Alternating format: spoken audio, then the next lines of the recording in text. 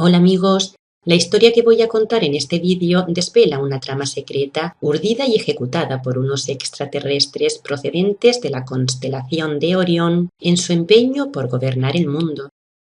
Aunque fueron conocidos con los nombres de Isis, Osiris y Horus, a través de mis propias investigaciones sobre el antiguo Egipto, he podido relacionar a estos personajes, considerados mitológicos, con una familia real egipcia cuyos integrantes pasaron a la historia con los nombres de Nefertiti, Akenatón y Tutankamón. Esta familia real, que formó parte de la dinastía 18, poseía unas características físicas que le diferenciaban de los seres humanos. Unos cráneos alargados, unos ojos marcadamente rasgados, labios carnosos, cuellos estilizados. Este era el caso de Akenatón, quien vivió a mediados del siglo XIV antes de nuestra era. Akenatón se casó con su hermana Nefertiti y su reinado de 17 años coincidió en el tiempo con la existencia de Moisés, porque se trata del mismo Moisés que eligió al pueblo de Israel para llevar a cabo sus planes de dominio mundial. Fue él quien se desempeñó como líder y legislador de ese pueblo. Akenatón seguía las órdenes de Amón, conocido también como Atón o disco solar, un Anunnaki que tiene su morada en el inframundo, en un lugar llamado por los egipcios Amenti. Desde su morada subterránea, Amón gobernaba Egipto a través de los faraones, que eran sus representantes en la tierra. Siguiendo sus órdenes y durante los primeros años de su reinado, Akenatón trasladó la corte real de Tebas a Tel el Amarna, una nueva ciudad que mandó construir como capital del imperio. Desde Amarna llevó a cabo cambios sin precedentes en la historia del antiguo Egipto, siendo el máximo dirigente religioso y el único intermediario entre los hombres y Amón. Él aspiraba a tener el control de todo Egipto porque, mientras que era el faraón del Bajo Egipto, su hermano Seti lo era del Alto Egipto. Por este motivo los dos libraron innumerables batallas para quedarse con el dominio absoluto del imperio. De estas disputas, Akenatón resultó muerto a manos de su hermano Seti. Esta historia se detalla en las leyendas de Isis, Osiris y Horus, en donde se menciona que tras la muerte de Osiris en manos de Set, Isis se quedó embarazada de Horus para recuperar el trono de Egipto. Cuando Horus nació, Set mandó asesinarlo, por lo que la familia tuvo que huir y esconderse. Set sabía que si Horus crecía, iba a vengar la muerte de su padre.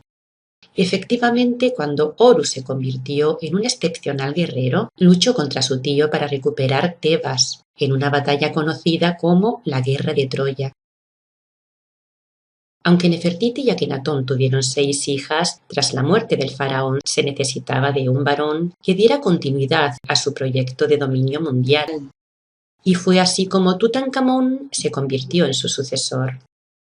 Coronado cuando aún era un niño, durante el 4º año de su reinado, Tutankamón hizo retornar la corte a Tebas. Gobernó bajo la tutela de su madre, que seguía siendo la gran esposa real, pero también bajo la tutela del malvado sacerdote Ay. El problema es que Tutankamón heredó esa misma corte, manteniendo en el cargo al gran visir, quien quería ocupar su lugar. Ay manejaba los hilos de la corte desde que gobernaba Tutmosis III. Formó parte del plan de asesinato de Akenatón, haciéndole caer en una trampa, y también fue el asesino de Tutankamón. Tal es así que tras la muerte del joven, Ay se hizo con el poder de todo el reino. Cambió el sistema religioso y político que la dinastía 18 había implantado, regresando a las estructuras tradicionales que habían protagonizado el gobierno de Egipto durante siglos. La ciudad de Amarna fue abandonada y muchos de sus edificios representativos fueron desmantelados tanto por él como por su sucesor Horemheb. Los dos llevaron los destinos de Egipto durante largo tiempo, gozando de un poder sin igual, con plena autonomía. Porque mientras que Horemheb era el jefe del ejército de Egipto, Ay, además de visir, era el tesorero real, representando los dos el verdadero poder detrás del trono. Protegida por una maldición durante más de 3000 años, esta historia permaneció oculta bajo las arenas del desierto hasta principios del siglo XX, cuando las excavaciones realizadas en Amarna descubrieron el busto de Isis Nefertiti. Al día de hoy se encuentra en la isla de los museos de Berlín detrás de un cristal protector y rodeado de fuertes medidas de seguridad. Pero lo que más fascinó al mundo entero fue el descubrimiento en el año 1922, en el Valle de los Reyes, de la tumba de Tutankamón. Se descubrió una cantidad apreciable de joyas, muebles, armas y variados utensilios, lo que permitió ampliar el conocimiento de esa antigua civilización. En un sarcófago de cuarcita roja que contenía 3 ataúdes antropomorfos, encajados unos dentro del otro, dentro del último se encontraba su momia envuelta en 13 capas de lino y en cuyos pliegues se hallaron joyas y amuletos. Tenía la cabeza y los hombros cubiertos con una máscara y un pectoral de oro con la representación de Horus. En su cadera derecha encontraron un cuchillo de oro con hoja de hierro. En esas estancias subterráneas había 46 arcos, mazas, bumeranes y cuchillos, 6 carros desmontados, más de 100 taparrabos triangulares, 27 pares de guantes y más de 100 bastones, porque Tutankamón tenía una lesión que le dificultaba caminar desde que fue alcanzado con una flecha en su talón.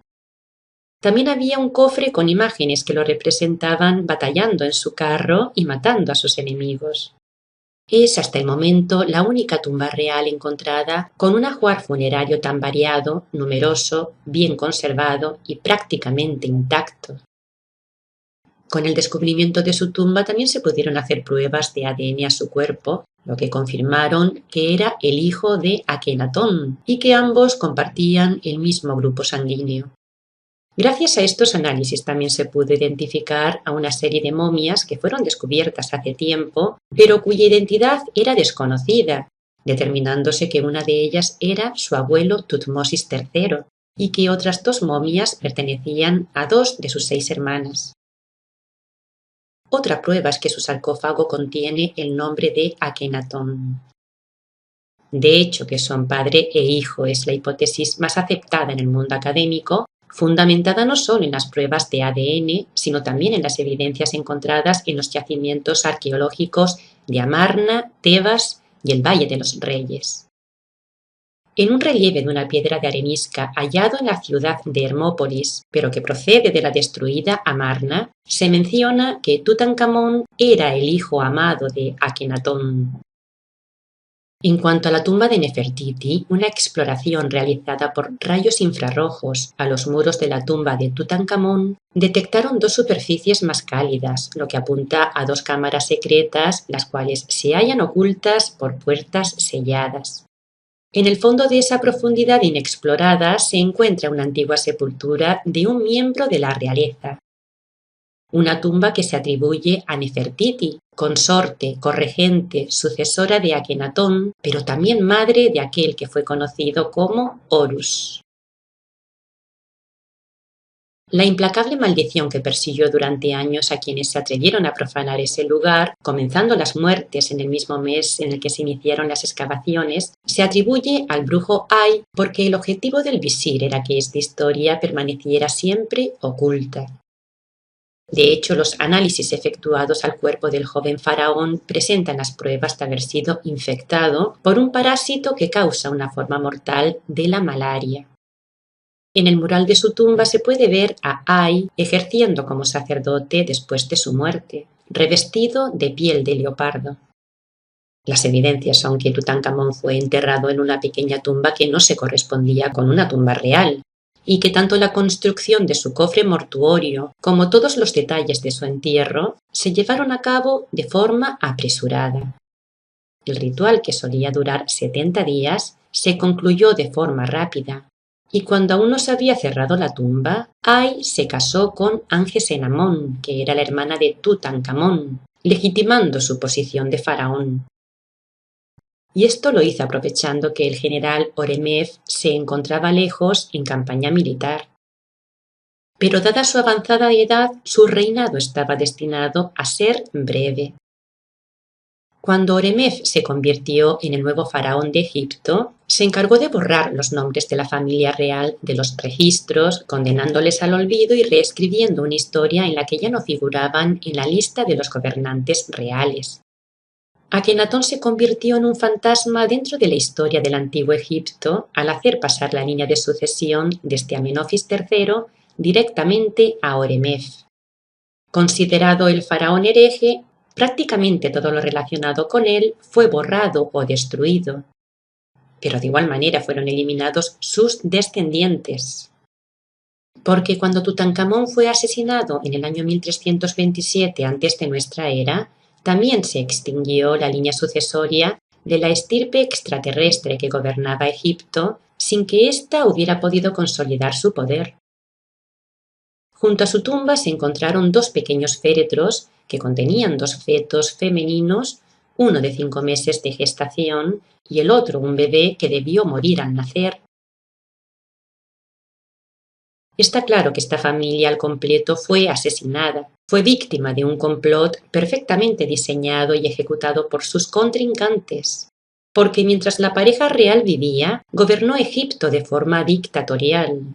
De hecho, Akenatón, que era el jefe de los sacerdotes, poseía un gran poder político, económico y militar que no gustó a quienes antes ostentaban el poder, que eran los sumos sacerdotes de Yahvé.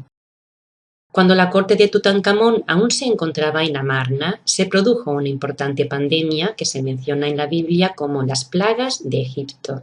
Fueron estas enfermedades enviadas por los sacerdotes de Yahvé en su intento por recuperar el imperio las que causaron la muerte de Nefertiti y de 3 de sus 6 hijas. Y esto sucedió en un intervalo de 4 años. Esta es la historia de la llamada Sagrada Familia, una historia en la que se basan religiones, doctrinas o el mismo conocimiento hermético, un conocimiento que no debe ser desvelado, porque es con esta historia pero tergiversada como manipulan a la gente para que adoren a unos extraterrestres cuyo único objetivo es el de convertir a los seres humanos en esclavos. Buen motivo de reflexión. Hasta pronto, amigos.